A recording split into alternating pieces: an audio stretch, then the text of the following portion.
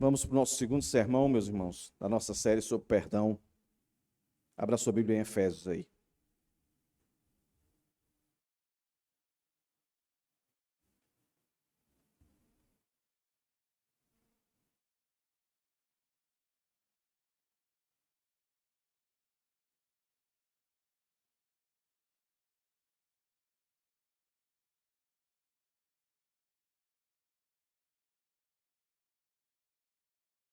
Nosso primeiro sermão, a gente viu que perdão não é opção, é uma ordem para se cumprir.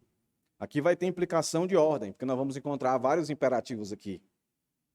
Mas a nuance que eu quero apontar aqui, que além de perdão ser uma ordem, é uma conduta, algo para ser vivido.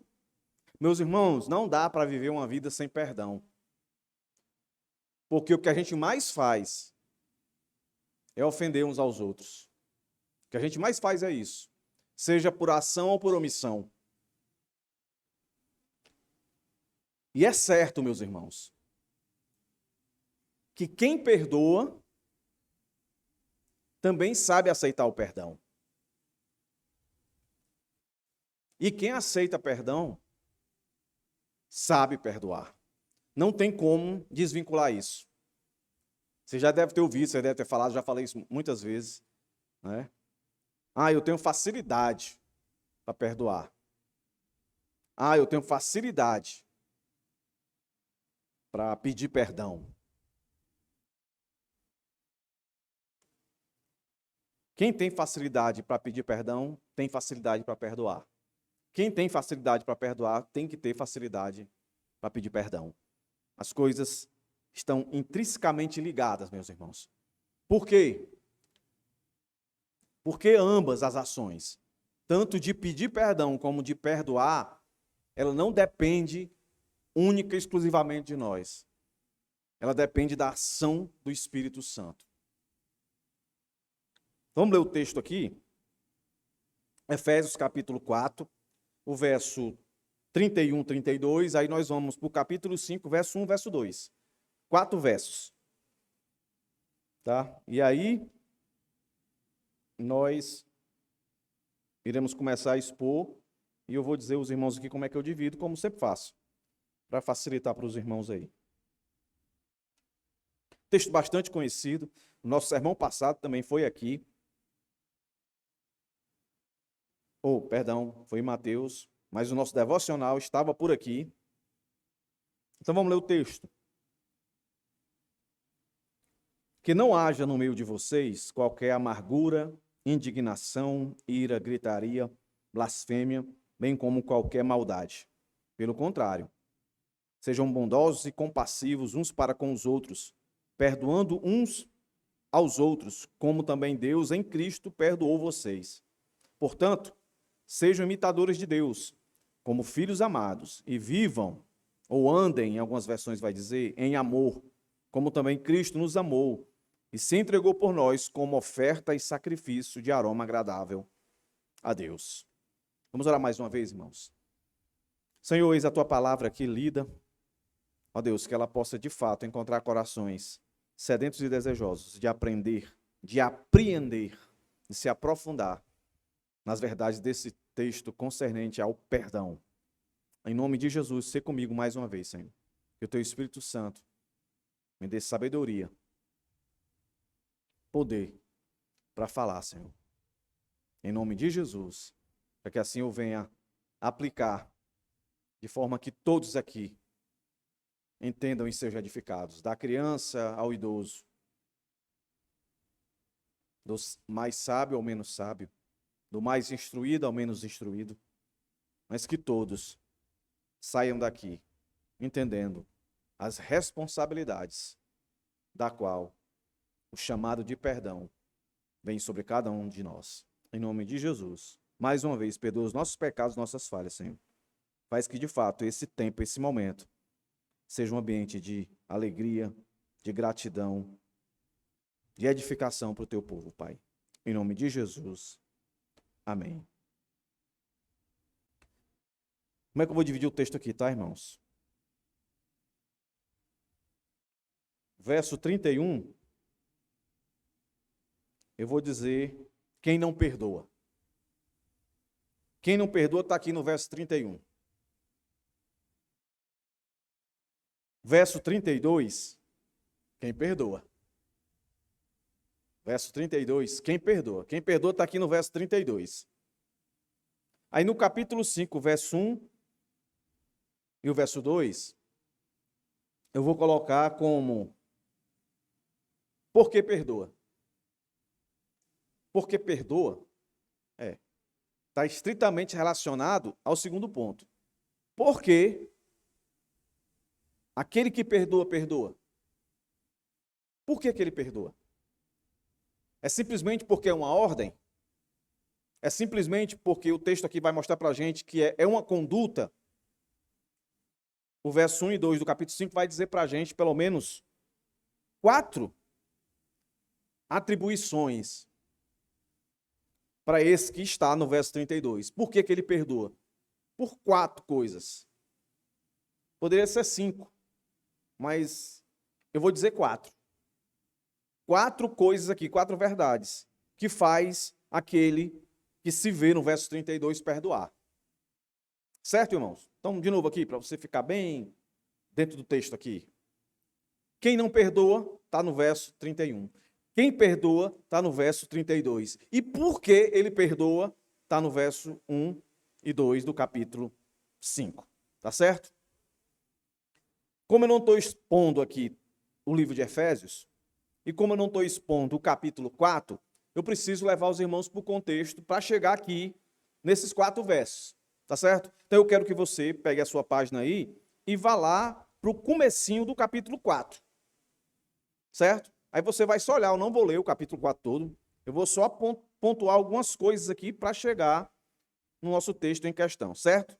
Você pode perceber que do verso 1 até o verso 6, o que Paulo está tratando aqui é da graça, especificamente do verso 1 ao 3, da graça, e do verso 4 ao 6, do fundamento. Graça e fundamento de quê? Da unidade. Veja bem, o nosso ponto em questão aqui é falar sobre perdão. Se a gente não perdoa, a gente não demonstra a graça e o fundamento da unidade que nós temos em Cristo. Esse é o contexto, certo? Do verso 1 ao verso 6, a graça e o fundamento da fé. Quando chega no verso 7 até o verso 16, Paulo vai falar exatamente dessa unidade. O que é essa unidade? Onde é que ela está fundamentada? Na graça. E o que é de fato essa unidade? Aí ele vai dizer tudo aqui, o que essa unidade é, do verso 7 até o verso 16. Quando chega no verso 17 até o verso 24, aí Paulo vai trazer admoestações, exortações, para que eles se mantenham nessa verdade ensinada a eles da unidade. Não tem como viver unido sem caminhar em santificação. E aí, é isso que ele diz no verso 17. Ó, isto, portanto, digo, e no Senhor testifico, não vivam mais como gentios, que vivem na vaidade dos seus próprios pensamentos, tendo o seu entendimento obscurecido, ou seja, totalmente mundano.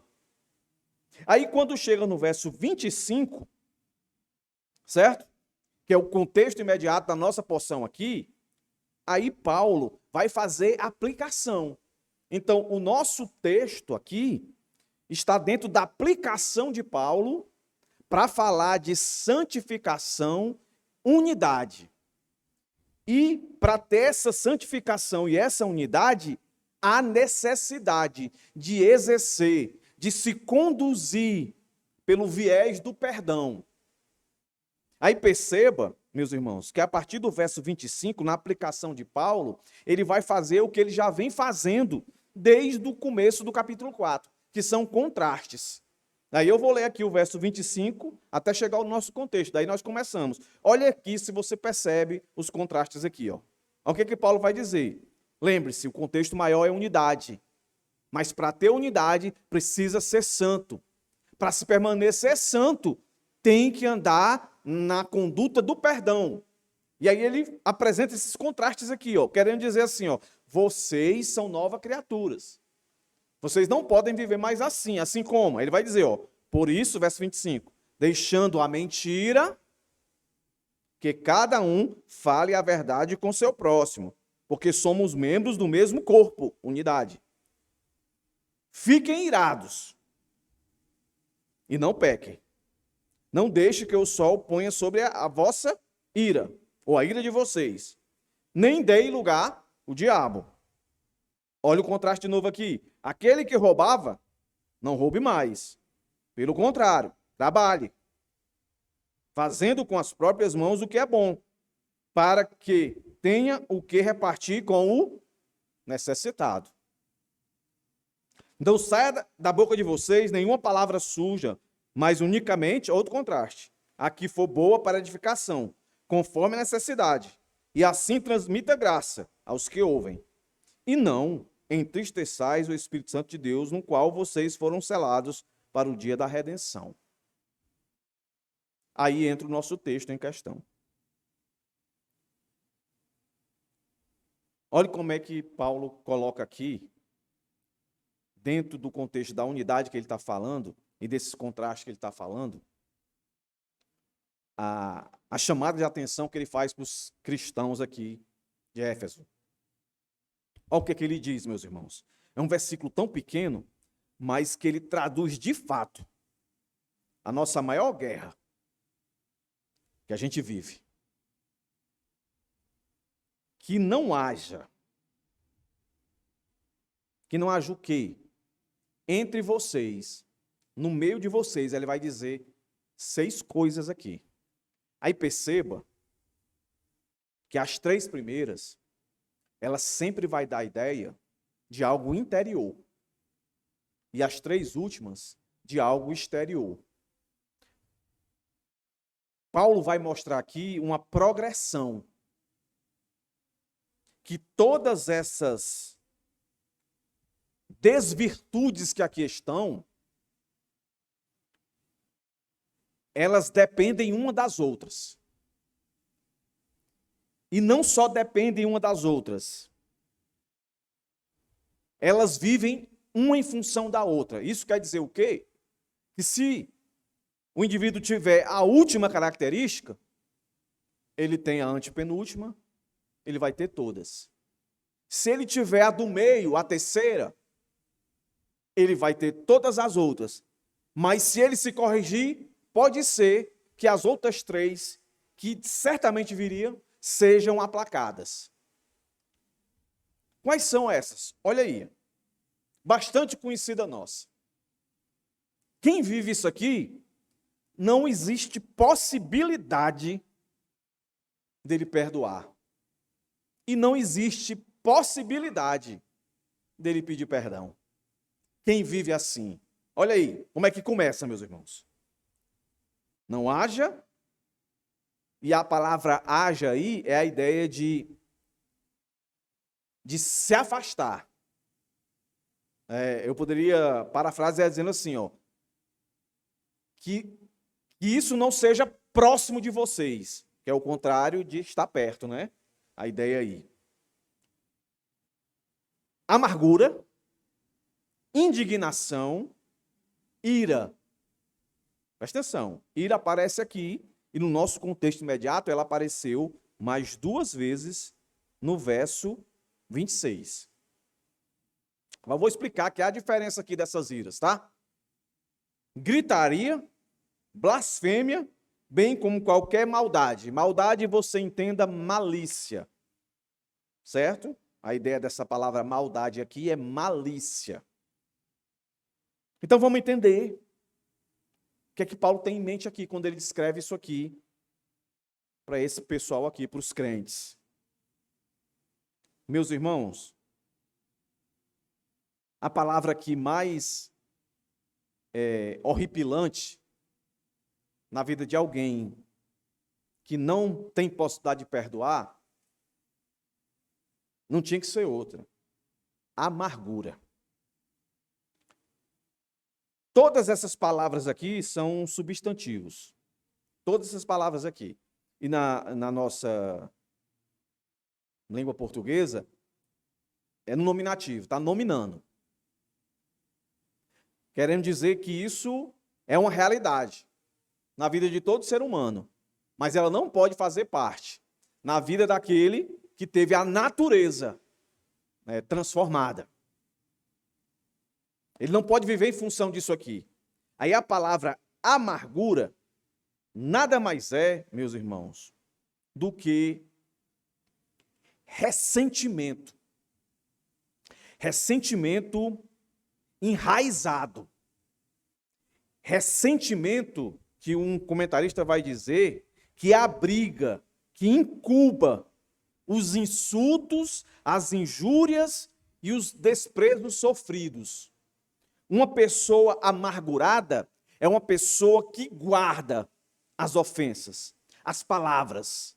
É uma pessoa que entra dentro de um túnel de vitimismo, aonde, como vai dizer lá em Gálatas, se não me engano, Gálatas 6:1, ou em Hebreus, não me lembro agora, que a gente não deve deixar brotar em nossos corações raiz de amargura, por exatamente o que ela causa. Então Paulo está dizendo assim, fique longe desse sentimento de amargura. Quando alguém injuriar você, quando alguém disser algo que magoou você, ou quando de repente, nem foi isso que a pessoa quis dizer, mas você se sentiu, cuide para que o seu coração não fique amargurado. Porque a amargura é isso, é guardar ressentimento, é você ficar sempre lembrando, sempre lembrando. E quanto mais quando você vê a pessoa, você olha para a pessoa e você lembra. Você fica remoendo esse negócio. Fica lá. O segundo passo, meus irmãos, é exatamente o que Paulo diz aqui.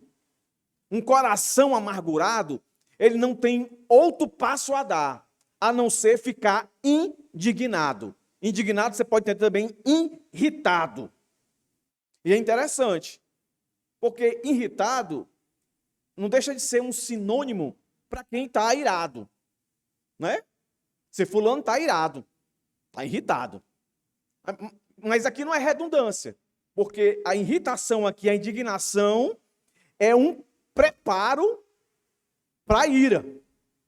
A indignação aqui é a ideia, para você entender, que ela pode ser comparada como colocar fogo em palha seca, em pouca palha.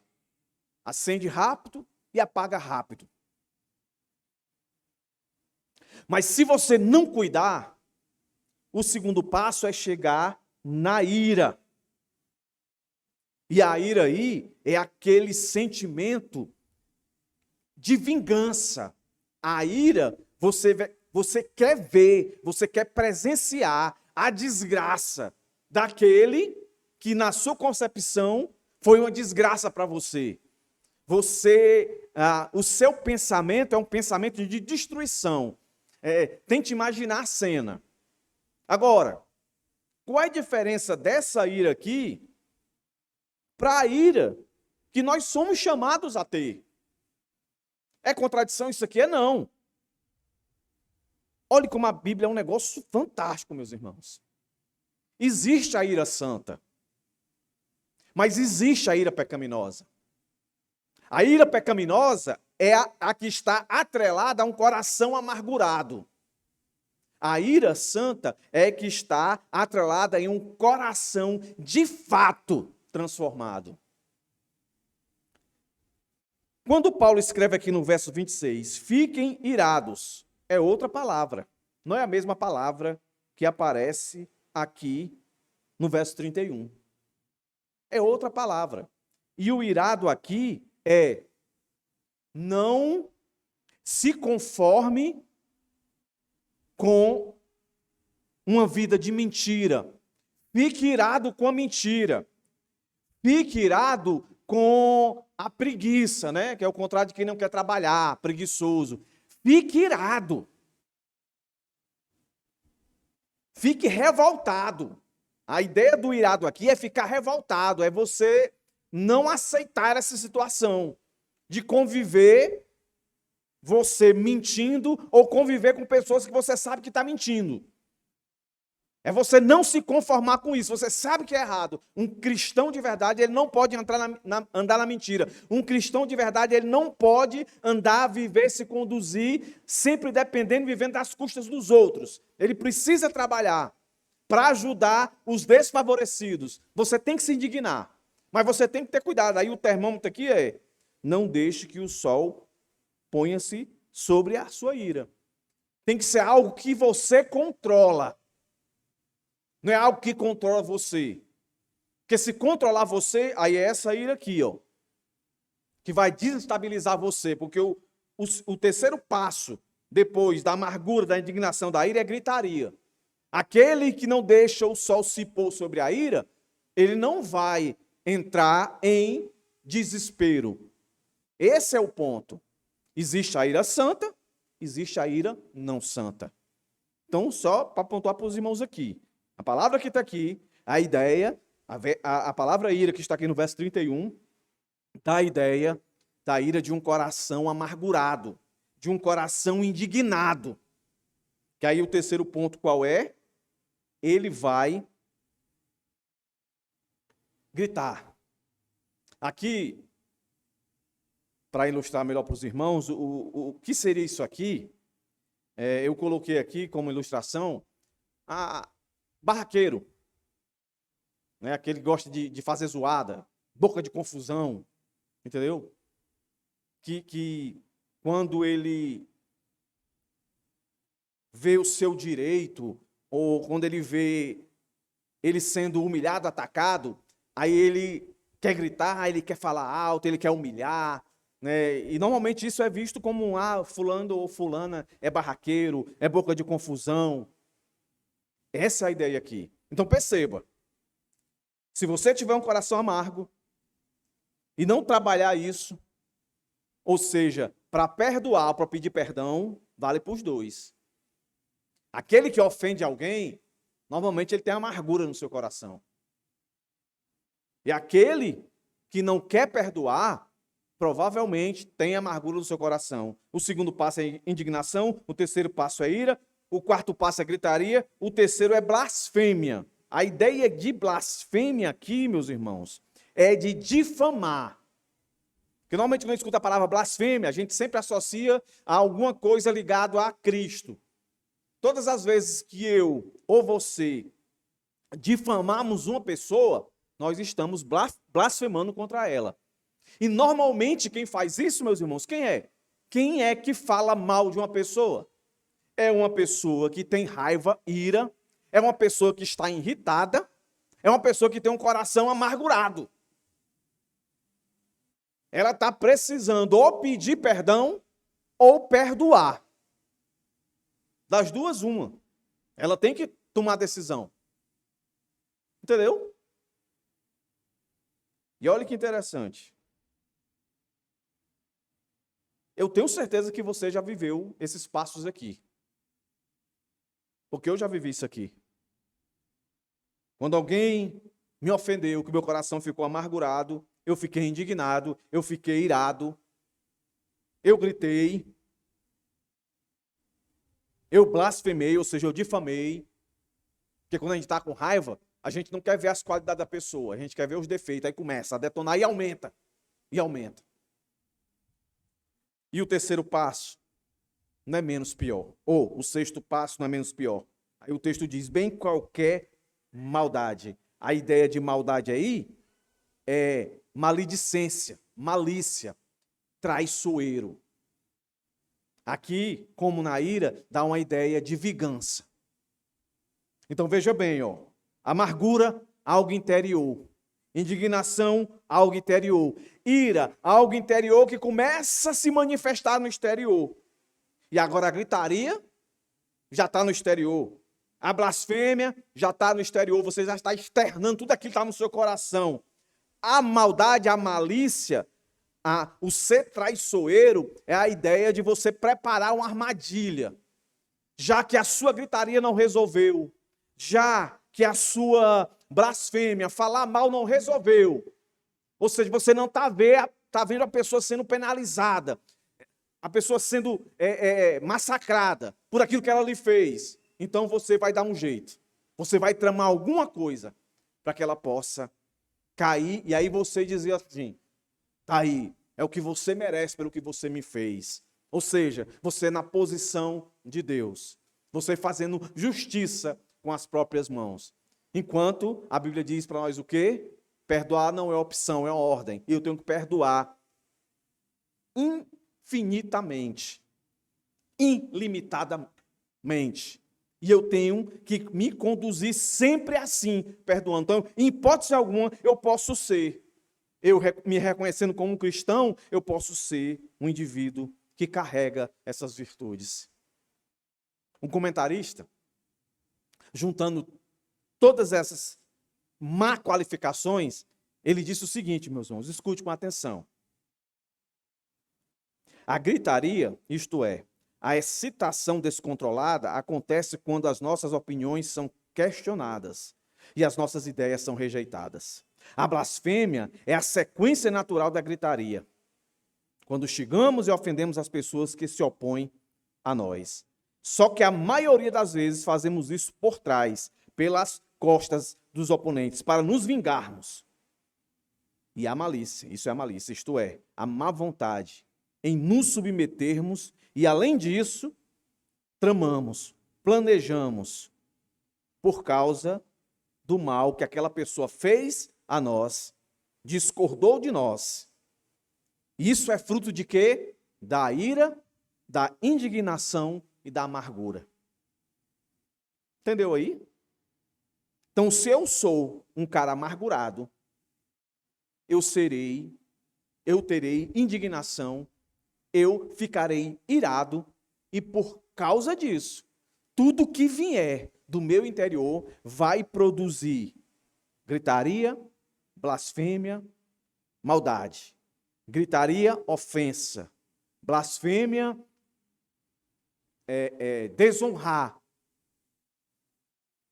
Malícia, planejar. Para ver a pessoa se dar mal. Porque nós somos assim. Nós somos desse jeito. E é por isso que acontece confusão na família, na igreja, no trabalho. Olha se não é assim. Por que fulano tentou tirar aquele cargo, aquela promoção de mim? Com certeza ele tem alguma mágoa. Tem um coração amargurado.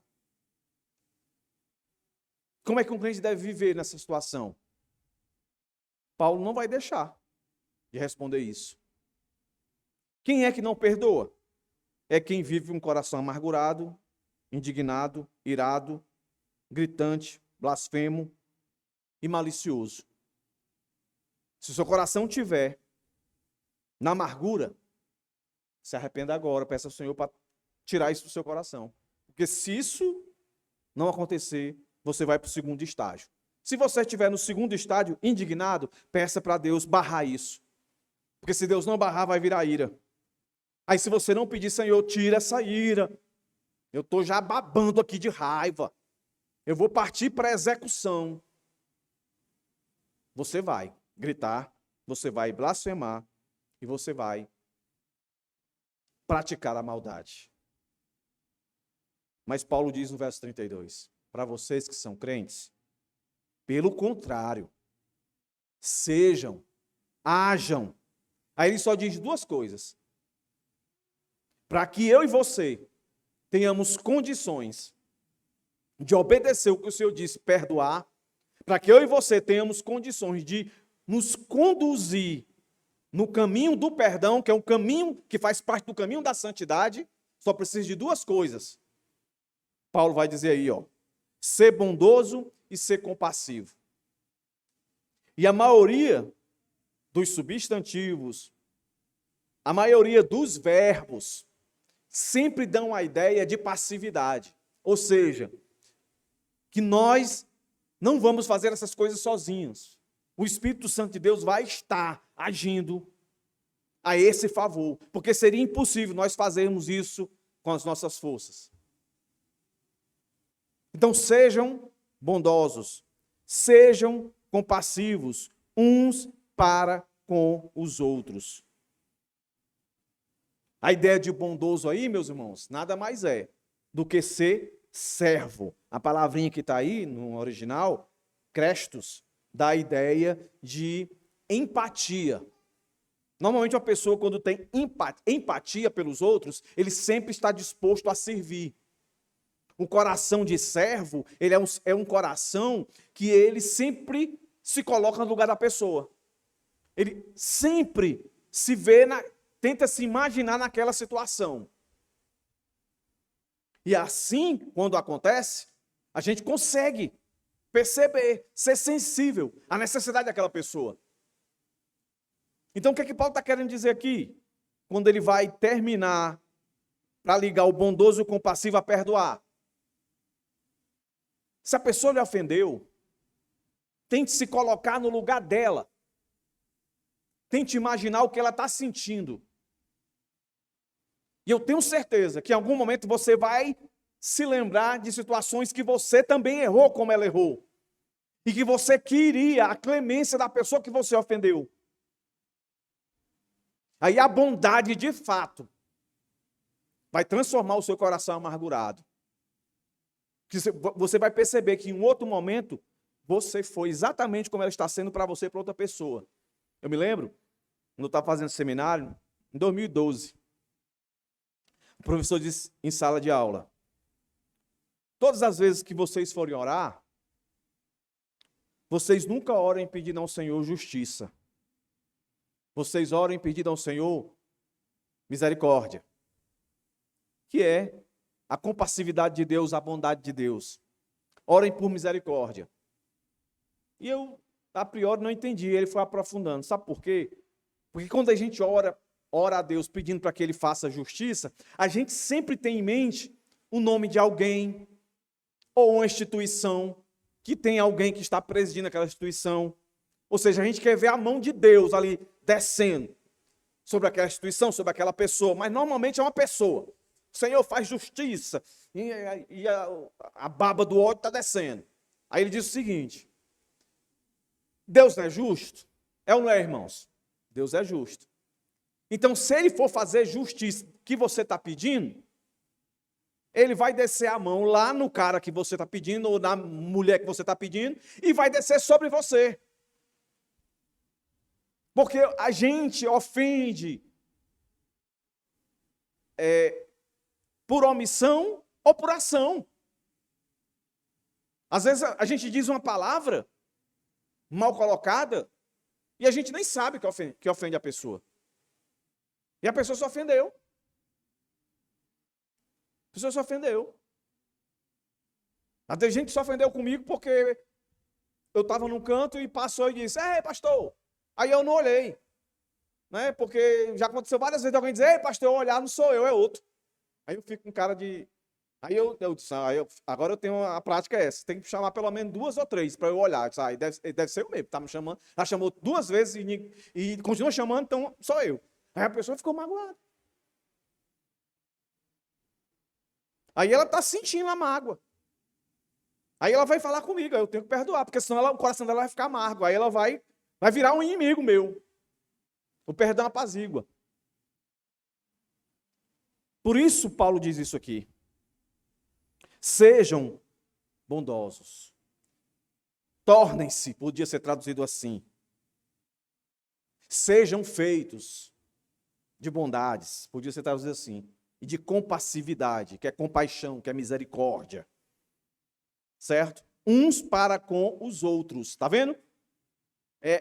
Para tirar aquela ideia de dizer, quem é que tem que ir? Quem é que tem que ir primeiro? Rapaz, seja maduro. A falta de perdão, ela é tanto prejudicial para quem precisa pedir, como para quem precisa dar. Então, é um chamado à maturidade. Se você se sente ofendido, não, mas eu não tenho que pedir perdão, não. É fulano que tem que pedir perdão a mim. Então vá lá. Meu irmão, você errou comigo, você não quer pedir perdão, mas eu lhe perdoo. Constranja ele, eu lhe perdoo. Se ele não se arrepender, meus irmãos, o problema fica com ele, não é com você. Porque você perdoou. Então não vai nascer amargura no seu coração, não vai nascer indignação, nem ira, nem gritaria, nem nada. Agora, se ele não se arrependeu, a vida dele vai ser difícil. A vida dela vai ser difícil. E aí, Paulo, para fechar aqui, esse contraste daquele que não perdoa com aquele que perdoa, ele vai dar a motivação, ele vai dar a referência, o modelo, que é aquilo que a gente já viu quando pregamos o primeiro sermão e que nós vamos ver repetidamente. O que ele diz aí? Perdoando uns aos outros, como? De progressão, de comparação, né? Como também Deus em Cristo perdoou vocês.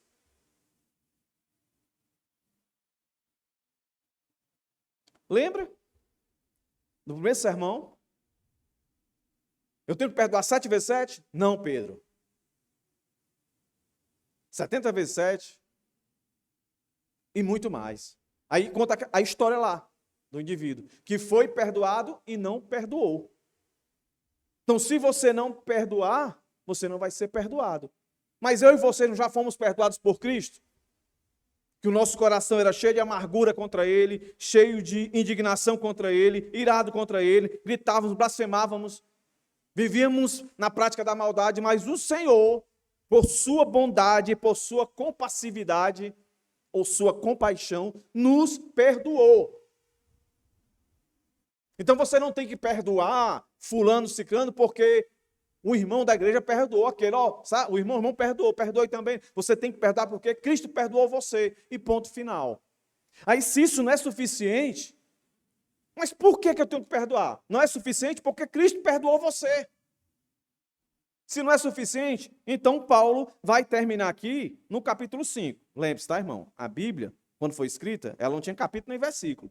Era tudo junto, certo? Então, o verso 1 e o 2 faz parte do assunto que Paulo está tratando aqui, sobre perdão. Então, ele vai dizer, portanto, aí vem, meus irmãos, o porquê aquele que está no verso 32 perdoa. Por que a gente perdoa? Deveria ser porque Cristo perdoou a gente. Mas se isso não é suficiente para você, então lembre-se, quem você é. Só perdoa, aí está aqui, ó, aquele que é imitador, aquele que vive em amor, certo? Deixa eu colocar aqui. Aquele que imita, aquele que se entende filho, está aí, certo? Aquele que ama e aquele que se entrega. É isso. Então, por que a gente perdoa? Porque a gente imita Deus. Por que a gente imita Deus? Porque a gente é filho dele. E a gente é filho dele na base de quê? Do amor dele. Foi o amor dele que nos perdoou. E para não ficar só nessa ideia de que amor é sentimento, amor também é entrega, é ação. E como é que essa ação se manifesta, essa entrega? Aí o texto vai dizer, como oferta e sacrifício. Olha isso, não é isso? Ó. Portanto, sejam, aparece de novo aqui, ó, igual no verso 32. Pelo contrário, sejam, que é a ideia de conduta, meus irmãos. Certo?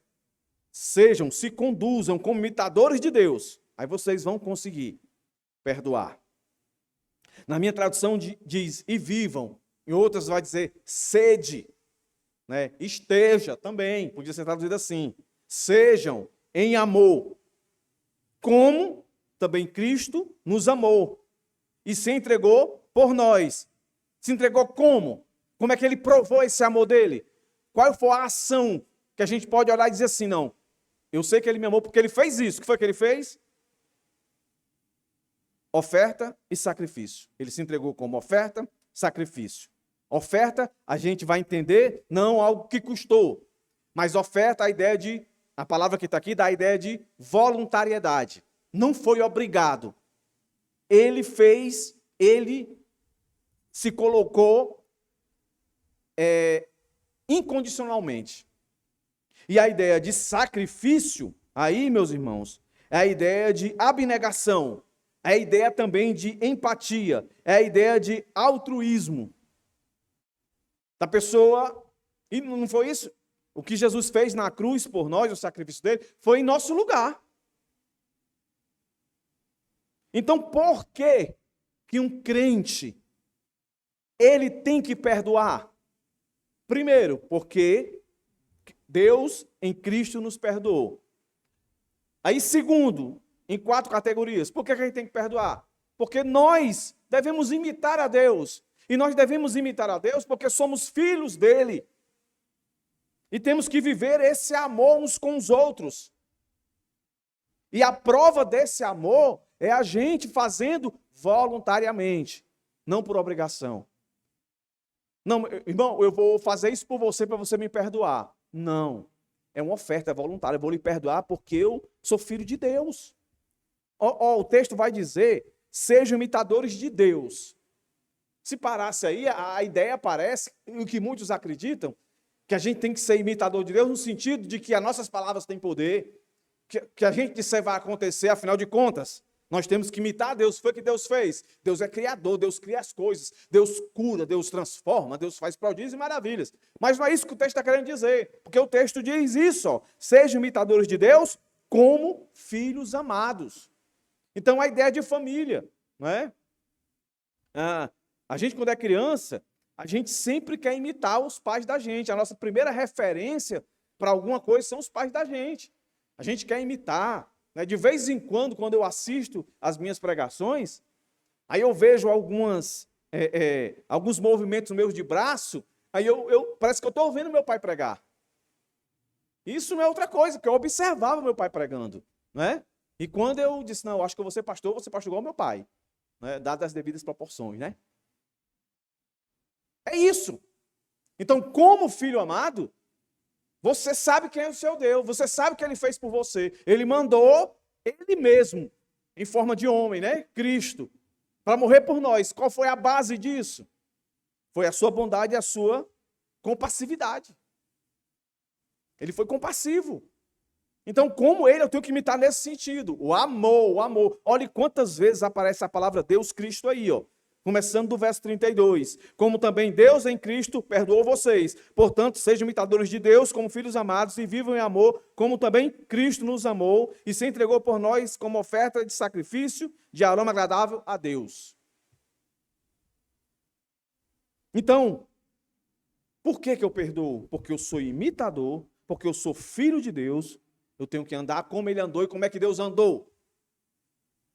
Você conhece Deus? Você conhece Deus na pessoa de Cristo. Aí eles aqui viram como é que Cristo andou. E como é que a gente sabe que Cristo andou? Pelo que as Escrituras dizem. Quando as pessoas caçoavam dele, quando as pessoas humilhavam ele. E o clímax disso nós vimos em Lucas.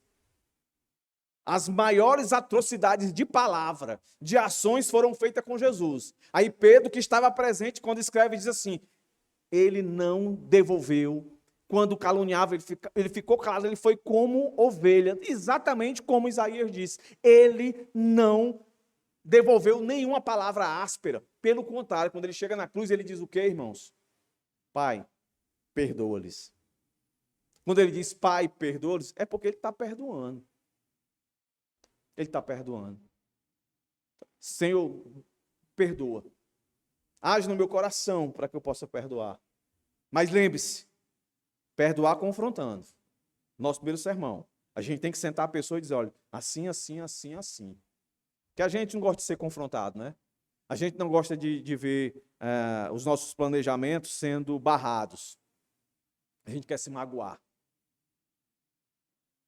Mas um verdadeiro cristão, ele perdoa, porque ele é imitador de Deus, ele é filho amado, ele ama e ele se entrega voluntariamente em sacrifício, ou seja, abnegação. Mas a palavra sacrifício aí também denota que não é nada fácil, meus irmãos. O que eu estou pregando aqui, eu entendi, agora eu vou colocar. é depender de Deus, é depender de confiar no braço do Senhor através de nossas vidas. Senão a gente não consegue. E se a gente não conseguir, a gente não consegue viver essa unidade da qual Paulo chama aqui. Então a pergunta para nós hoje aqui, partindo para o final, meus irmãos, onde é que você está aqui? Você está no verso 31 ou você está no verso 32? Você tem convicção de ser esse que está aqui no verso 1 e 2 do capítulo 5? Imitador. É interessante que essa palavra imitador aí, ela dá a ideia, quando eles escutam isso, dá a ideia de três coisas. Imitar, no sentido de o conhecimento que a pessoa tem, eu quero adquirir o conhecimento que essa pessoa tem, para eu imitá-lo no conhecimento que ele tem. A segunda ideia é de mímica, certo? De fato, você procurar olhar e colocar em prática, que é o terceiro ponto, né? É o conteúdo, a mímica, né, de você fazer o gestual do mesmo jeito, e isso na prática. A ideia dessa palavra é essa. Paulo está falando aqui, e eles estão, quando Paulo fala isso, eles estão lembrando de um orador, uma pessoa que fala bem. Aí normalmente as pessoas querem imitar, querem ter o conhecimento dessa pessoa que fala bem, querem falar igualzinho a ele, do jeito que ele fala, e querem viver a prática da função da qual ele exerce. Então era como se... como não? Isso acontece. Você olha, por exemplo, para algumas igrejas, aí você vê a pessoa pregando, você pensa que é o pastor principal, mas não é. Já viu isso? Tem uns trejeitos, né? Meu irmão, minha irmã, né? Aquela vozinha, aquela coisa, a mãozinha assim, aquela coisa toda, né? Uma voz assim meio fanha. Os caras parecem umas cópiazinhas. O problema não é imitar, o problema é quem eles estão imitando. Então, a ideia aqui é a gente olhar para Jesus. E onde é que a gente vê Jesus? A gente deve ver Jesus naqueles que estão sobre nós. Então, é grande responsabilidade minha, de todos que aqui estão ensinando. Porque Paulo é o que mais usa essa expressão. Então, aqui eu não vou ler, mas eu vou dar aqui os textos para você. Por exemplo, 1 Coríntios 11:1, Paulo, ele fala de imitar de novo, como aqui. Filipenses 3:17, Paulo fala de novo, usa a mesma palavra, imitar. 1 Tessalonicenses 1, do verso 6 ao 7, e 2 Tessalonicenses 3:9, Paulo usa de novo isso. Aqui ele diz, sejam imitadores de Deus. Nessas outras referências ele vai dizer, sejam imitadores de mim como eu sou de Cristo. Então, o problema não é imitar, o problema é quem você imita. Então, aí a responsabilidade. Olhem para a liderança da igreja. Você consegue ver amor, você consegue ver perdão? Imite. Agora, se você não vê nada disso, se eu fosse você, eu caía fora. Entendeu? A igreja não presta. Tem que ser perfeito? Não, porque você não é. Agora, essa é a verdade. O pastor não pode dizer assim, ei, você está no verso 31, convida você a se retirar. A gente vai fazer o quê? Pregar para esse indivíduo, de fato, seu do verso 32. Normalmente com a liderança não é assim. A Bíblia diz, se não estiver cumprindo assim, saia. E os irmãos, se tiverem convivência com pessoas que você já confrontou, mas que não vive a prática do perdão, a Bíblia diz que não é nem para sentar e comer. Não é para ter relação com esse tipo de pessoa. Por isso que é muito difícil para muitas igrejas hoje, né, entender isso, porque elas não praticam a disciplina. É um dos quesitos da igreja verdadeira. Ela pratica a disciplina. Para quê? Para machucar, para matar o irmão? Não, para levá-lo ao arrependimento. Para que, de fato, ele seja um com todos nós. O corpo de Cristo. Amém, meus irmãos? Que Deus tenha misericórdia de nós. Que nós possamos entender o texto aqui, capítulo 5, principalmente, quando diz vivam, quando dá essa ideia sejam, é uma ideia de conduta, meus irmãos. Então, o nosso caminhar de santificação tem que haver perdão. Perdão todo dia, toda hora. Perdão em casa, perdão no trabalho, perdão na igreja, perdão entre os irmãos. Tem que haver perdão. Se nós estivermos vivendo o que Paulo relatou no verso 31, não há unidade que se sustente. Mas se nós estivermos vivendo o que o verso 32, o verso 1 e 2 do capítulo 5 nos ensinou, meus irmãos, não há desunião que não vire união. Amém, irmãos? Com isso em mente, convido os irmãos aqui para nós adentrarmos na celebração da ceia e logo depois daremos os anúncios, como de costume.